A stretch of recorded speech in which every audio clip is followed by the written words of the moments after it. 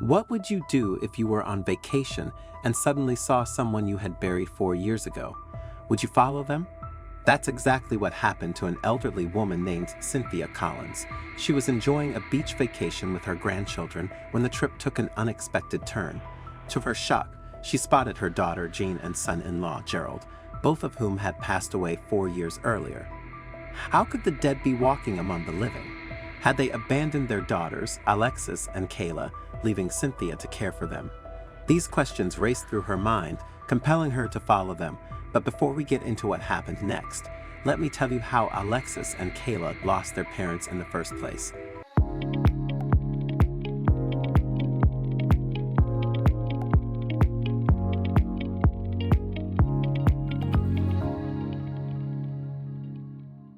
Two years ago, Jean dropped her daughters off at her mother's house before heading on a camping trip with Gerald. Tragically, the couple never made it home. According to the police report, Gerald had been speeding when he lost control of the car, veering off a bridge and into a river. The current was so powerful that their bodies were never recovered. Cynthia had no choice but to accept that Jean and Gerald were gone. Since then, the girls had been going through a difficult time, so Cynthia saved money for months to take them on this trip, hoping it would help them move on from the tragedy. While they were on the plane, the girls gazed out the window, eager to catch a glimpse of the stunning ocean. Cynthia smiled as she watched them, then tried to get some rest. When they arrived in San Diego, the girls finally saw the ocean they'd been dreaming about and couldn't contain their excitement. Cynthia had to work extra hard to keep them safe. "Hold on, girls. Don't even think about going near the water without your life jacket," she said, laughing. During their stay at the beach, Cynthia made sure the girls didn't wander too far into the water. One day, as she was reading a novel, she noticed Kayla standing nearby, looking unusually sad. "What's wrong, my little angel? Are you tired of swimming?" she asked.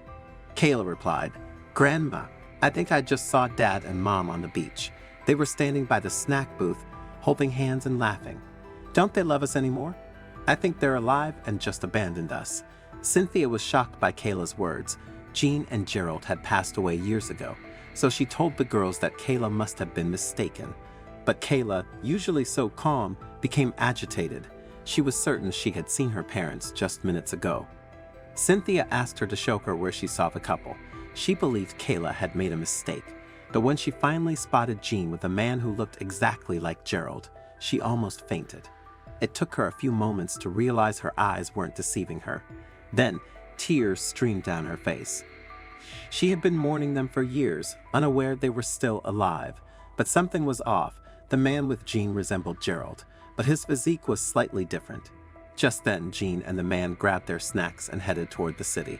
Still in shock, Cynthia decided to follow them, holding her granddaughters tightly as they walked behind the couple. Thankfully, they remained unnoticed. The duo eventually entered a luxurious house. How did they afford such a huge house? Cynthia wondered. Knowing she couldn't solve this mystery alone, she called the police, unaware she was about to uncover a shocking revelation. When the officers arrived, they questioned the couple, but the pair refused to cooperate and were detained. At the police station, the man with Jean made a startling confession. It turned out he was Gerald's twin brother, Liam. Liam Peterson was very different from his twin, who was smart and honest. Liam was cunning, manipulative, and often in trouble.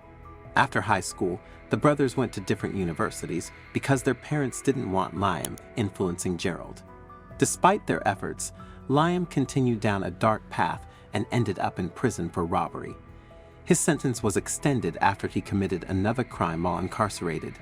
When Liam was released from prison, Gerald had a family, Jean and 2 beautiful daughters, but their parents had passed away, leaving Liam alone. With nowhere to go, he contacted Gerald. A week later, Liam was staying at his brother's home in Texas. Gerald was thrilled to see him, but he had no idea Liam had sinister intentions. Liam envied everything his brother had and wanted to take it all for himself. To do so, he needed to seduce Gerald's wife, which turned out to be easier than he expected. Jean was already drawn to Liam's commanding presence, deep voice, and broad shoulders. She had never truly loved Gerald, viewing him as weak and timid. She had only married him because he was clever and wealthy. 12 weeks after Liam's arrival, he and Jean began an affair, which led to a terrible crime. "Are you willing to go all the way with me, Jean?" Liam asked as he cuddled his brother's wife. "Yes, darling. I'm more than willing to go to the ends of the earth with you," Jean replied. Liam, an experienced criminal, devised a plan to get rid of his brother and take his wealth. First, he convinced Jean to withdraw all the money from Gerald's accounts. Then, he persuaded Gerald to go on a camping trip far from the city. Gerald agreed, but only if Jean could come along. Jean dropped the twins off at Cynthia's house, but didn't mention that Liam would be joining them on the trip. During the journey, Jean spiked Gerald's tea with sleeping pills. After Gerald passed out, Liam staged an accident, knowing the river's strong current would make it difficult to recover Gerald's body. After stealing all of Gerald's money, Liam and Jean relocated to San Diego, where they purchased a house and lived a life of luxury. They never anticipated that their past would catch up with them. 5 months after their arrest, Cynthia had returned to Texas with her granddaughters when there was a knock at the door. She opened it, saw a familiar face, and immediately slammed the door shut. "This is Gerald, not Liam. Please open the door. I need to talk to you. I have enough proof to show you, but you can also call the police for confirmation," the voice said. It was indeed Gerald, but how had he survived? After being swept away from the accident scene, he was rescued by a group of fishermen who saved his life. He remained in a coma for several months, and when he finally woke up, he had no memory of who he was. With nowhere else to go, he stayed with the fishermen and began a new life. Gerald didn't regain his memory until he saw the news of Jean and Liam's arrest on a local TV station. Seeing their faces brought back memories of what they had done to him. He explained everything to one of the fishermen, who then drove him to Cynthia's house. Gerald apologized to Alexis and Kayla for being absent all those years. Thankfully, he was able to recover some of the money Jean and Liam had stolen and used it to support Cynthia and care for his daughters. I'm really keen to know your thoughts on this story, so please don't hesitate to share your insights in the comments section below. If you enjoyed this video and found it engaging, I invite you to subscribe to our channel for more similar content. Feel free to share this video. Take good care of yourselves, and I'm excited to connect with you in our future videos.